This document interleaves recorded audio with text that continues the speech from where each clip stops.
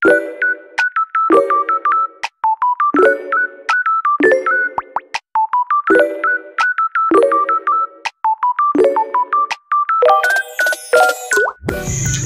kung ang prutas na ginagamit sa juice at sausaw ay kaya rin pala magbigay ng ilaw? Ito ang aming proyekto, ang Calamansi Energy Lab. Hi!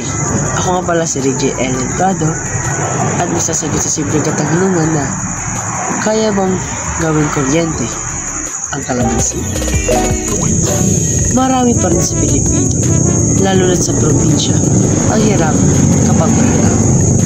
Kaya, gumawa kami ng solusyon para gumawa ng ilaw para sa abot kayang likas na yaman.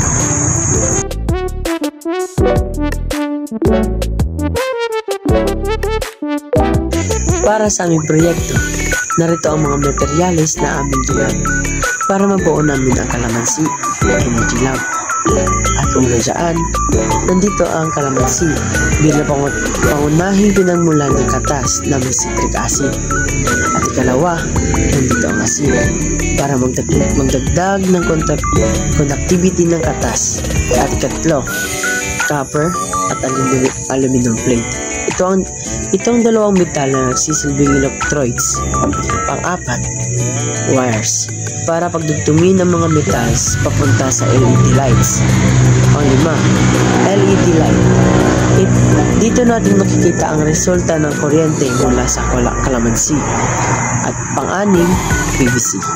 Lalagyan ng kalamansi juice mixture. Pang-pito, multimeter. Panukat ng voltahe at kuryente. At pang-walo, knife o kutsilyo.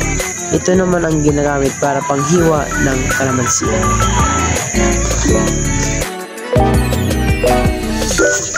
Una, pinikyan namin ng kalamansi para makuha ang katas. Pangalawa, naglagay kami ng 8 kutsarang asin sa kalamansi juice at hinalo ito.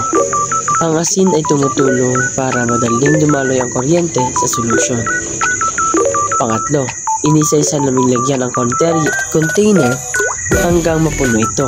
Pagkatapos, ay kinonekta namin ang mga wires mula sa plates papunta sa LED lights at inaan namin ito sa switch para makontrol ang pag-on at pag-off ng ilaw. Kapag pinindot ang switch at nagkadugtong ang koneksyon, nagsisimula ang chemical reaction sa pamagitan ng copper at aluminum. Ang citric acid ng kalamansi at asin sa halo ay nagsisilbing electrolyte na nagpapadaloy ng flow of electrons at ito ay bumubuo ng kuryente.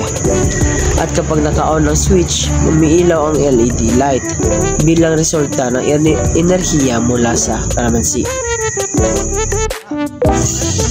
Ang resulta ay napansin namin na mas malakas ang voltahe kapag may halong asin sa kalamansi juice at maraming container na nakakonektado, mas malakas at mas maliwanag ang ilaw. Sa tulong ng kalamansi at asin, napatunayan namin na kaya maglikha ng liwanag mula sa likas na yaman ng kalikasan.